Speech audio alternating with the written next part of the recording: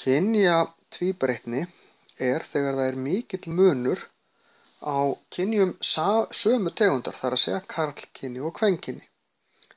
Þetta er mjög þekkt hjá mörgum dýrum. Það er alltaf einhver pínlítill munur en stundum er erfitt að greina hann, en hjá öðrum tegundum er munurinn gríðarlegur.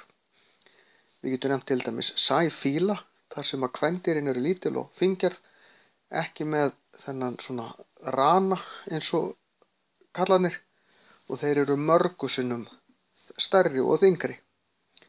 Hjá fuglum eins og andfuglum er þetta fyrst og fremst litamunur. Svo getur þetta verið þannig að við sjáum ekki mun en dýrin sjá það, því að þau sjá kannski aðra liti eða sem sagt er ekki með nákvæmlega sömu sjónina.